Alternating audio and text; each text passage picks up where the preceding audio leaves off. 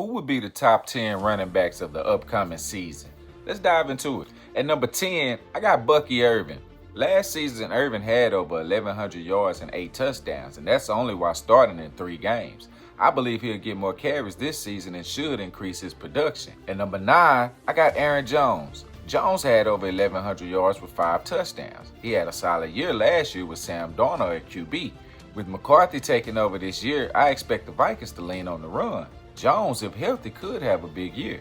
At number 8, Breece Hall. With this being a contract year for Hall coming off a subpar year last season with 876 yards and 5 touchdowns, I'm thinking he'll have a bounce back year with now having Fields as a run threat also. This might be Hall's best season.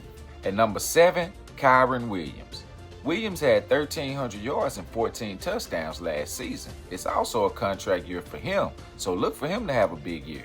At number 6, Josh Jacobs. With over 1,300 yards and 15 touchdowns last season, I think this year he'll have more around 1,100 with the offense opening up more for Jordan Love.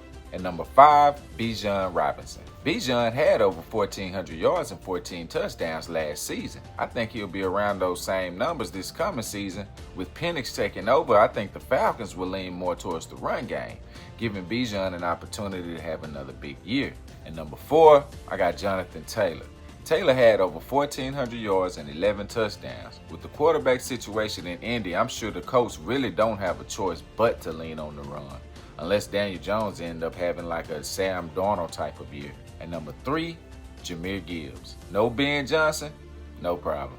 Gibbs had over 1,400 yards and 16 touchdowns last season. I think those numbers will be around the same this year with the new offensive coordinator who will focus on having the same balanced attack like Johnson did. At number 2, I got Saquon Barkley. Saquon rushed for 2,005 yards. The reason I have Saquon number 2 is because I believe teams will focus more on stopping him and forcing Jalen to beat them passing.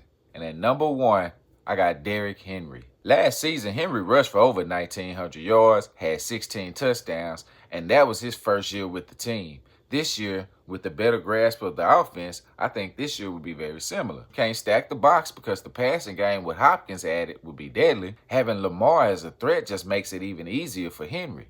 This should be the number 1 offense in the league next season. But what do you think about this list? Who would you add or take off? Let me know in the comments.